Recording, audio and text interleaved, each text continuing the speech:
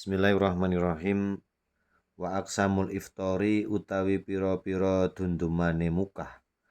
Iku arbangatun ana papat aiton halimeneh ndirupani papat ma suwijine mukah. Silaima yalzamu kang wajib fihi ing dalem ma apa sing wajib alqadhu ngodoni wal fidyatu lan fidyah.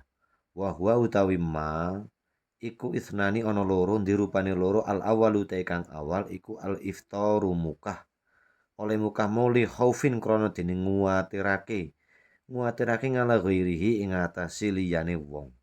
Wasani utawi kang kaping pindho iku al iftaru mukah manga takhiri qadhain sartane ngakhirake qadha manga imkanihi sartane kongange wong tekan ngendi hatta yaktia sehingga teka apa Ramadan wulan Ramadan sifate Ramadan akharu kang waneh wallahu alam bisawab.